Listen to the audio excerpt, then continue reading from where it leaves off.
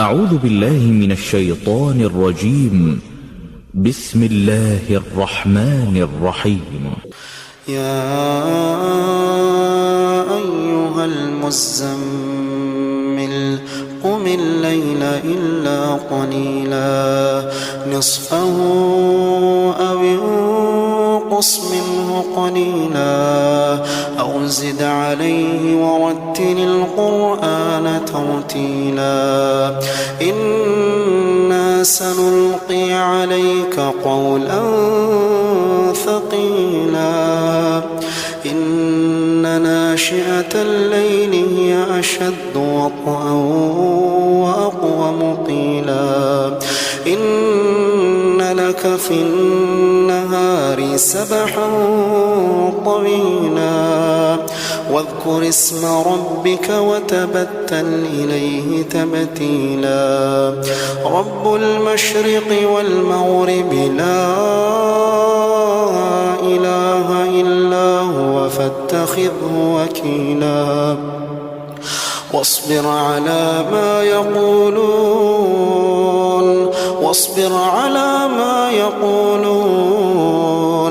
واهجرهم هجرا جميلا وذرني والمكذبين أولي النعمة ومهلهم قليلا إن لدينا أنكالا وجحيما وطعاما ذا غصة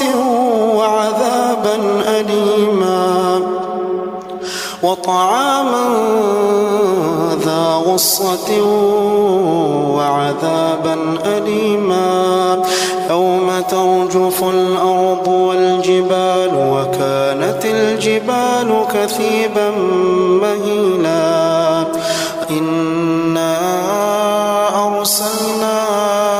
إليكم رسولا شاهدا عليكم كما أرسلنا إلى فرعون رسولا فعصى فرعون الرسول فأخذناه أخذا وبيلا فكيف تتقون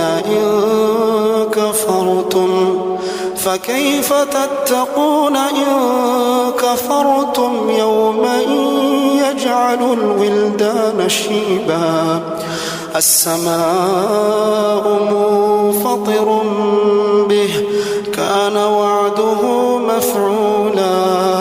إن هذه تذكرة فمن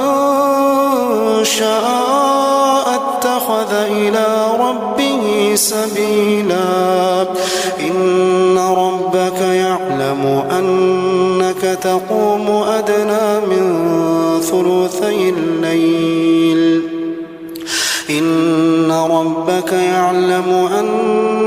تقوم أدنى من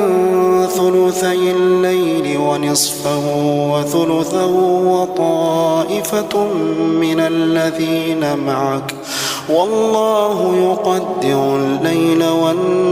والنهار علم أن لن تحصوه فتاب عليكم فاقرؤوا ما تيسر من القرآن علم أن